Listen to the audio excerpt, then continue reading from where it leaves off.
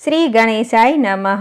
વૈશાખ સુદ નોમના દિવસે માનવામાં આવતી સીતા નવમી આપણને આ પાવન ક્ષણ યાદ અપાવે છે, જ્યારે ધરતી માતાએ પોતાની ગોદમાંથી એક દિવ્ય રત્ન જગતને અર્પણ કર્યું હતું. શાસ્ત્ર મુજબ માતા સીતાજી સાક્ષાત લક્ષ્મીનો અવતાર છે. ભગવાન વિષ્ણુએ જ્યારે રામ તરીકે મનુષ્ય અવતાર ધારણ કર્યો ત્યારે તેમની શક્તિ તરીકે મહાલક્ષ્મીજીએ સીતા રૂપે પ્રગટ થવાનો નિશ્ચય કર્યો. સીતાજીનો જન્મ કોઈ માનવ ગર્ભથી નથી થયો, તેથી જ તેમને અયોનિજા કહેવાય છે. તેમનું પ્રાગટ્ય મિથિલા નગરીમાં થયું હતું, જે આજે નેપાળ અને બિહારના સરહદી વિસ્તારમાં સ્થિત છે. તો અહીં આપણે પૂજન વિધિ પણ જોઈ લઈએ. વહેલા ઉઠો અને સૂર્યોદય પહેલાં સ્નાન કરો, પૂજા ખંડ સાફ કરો અને બધી જગ્યાએ ગંગાજળ છાંટો. ચોકીની સ્થાપના કરવા માટે સુંદર મંડપ બનાવી રામ સીતાની મૂર્તિ અથવા ફોટાની સ્થાપના કરવી. ગંધ, પુષ્પ, ધૂપ, દીપ અને નૈવેદ્યથી પૂજા કરવામાં આવે છે. આ દિવસે રામાયણના પાઠ, સુંદરકાંડ અથવા શ્રી સીતારામના મંત્રનું જાપનું વિશેષ મહત્વ છે.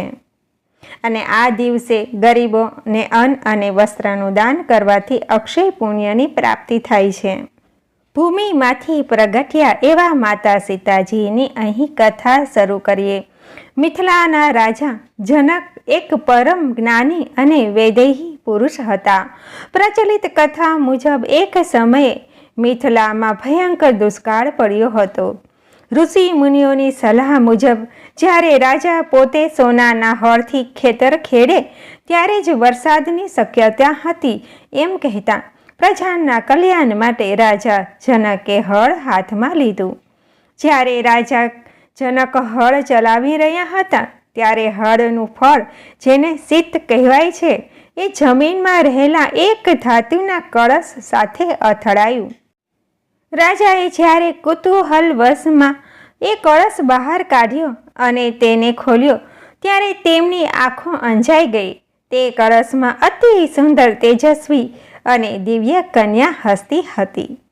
આ દ્રશ્ય જોઈને આખું આકાશ પુષ્પ વર્ષાથી ભરાઈ ગયું. રાજા જનકની સંતાન હતા. તેમણે આ પુત્રીને ઈશ્વરનો પ્રસાદ માનીને અપનાવી લીધી. હળના અગ્રભાગ એટલે કે સીતથી પ્રગટ થયા હોવાના કારણે તેમનું નામ સીતા જ રાખવામાં આવ્યું. ધરતીમાંથી ઉત્પન્ન થયા હોવાથી તેઓ ભૂમિપુત્રી કે પૃથ્વીજા કહેવાયા અને જનકની પુત્રી હોવાથી જાનકી તરીકે ઓળખાયા. માતા સીતા માત્ર એક રાણી કે રામના પત્ની ન હતા, પરંતુ તેઓ ભારતીય નારી માટે એક આદર્શ છે. તેમના જીવનમાં દરેક તબક્કે આપણે કંઈક શીખ મળે છે. રાજા જનકના ઘરે ઉછરેલી જાનકીએ પિતાના સંસ્કાર અને મર્યાદાનું પાલન કર્યું. રાજમહેલના સુખોનો ત્યાગ કરીને ભગવાન રામની સાથે 14 વર્ષ વનવાસમાં જવાનો નિર્ણય તેમની અડગ નિષ્ઠા દર્શાવે છે. વાલ્મીકી ઋષિના આશ્રમમાં લવ અને કુશને આપેલા સંસ્કારો આજે પણ માતાઓ માટે પ્રેરણા સ્ત્રોત છે. માતા સીતાનું જીવન એક વિરોધાભાસી છતાં અદ્ભુત ગુણોનો સંગમ છે. રાજકુમારી અને ત્યારબાદ અયોધ્યાના મહારાણી હોવા છતાં તેમણે રામની સાથે વનવાસ જવાનું પસંદ કર્યું. તેમને સાબિત કર્યું, પત્નીનો ધર્મ માત્ર સુખમાં નહીં પણ દુઃખમાં પડછાયો બનીને રહેવાનો છે. રાવણની અશોકા વાટિકામાં રહેતા હોવા છતાંય તેમનું પોતાનું મન ક્યારેય ડગવા દીધું નહીં. ભયંકર યાતનાઓ વચ્ચે પણ પોતાનું ચિત્ત ભગવાન રામના ચરણમાં જ રહ્યું. અગ્નિ પરીક્ષા બાદ પણ જ્યારે સમાજે પ્રશ્ન ઉઠાવ્યો ત્યારે તેમને કોઈ દલીલ કરવાને બદલે ગરિમાપૂર્વ મૌન ધારણ કરી પૃથ્વીમાં સમાઈ જવાનો નિર્ણય લીધો, જે તેમના અજય સ્વાભિમાનનું પ્રતીક છે.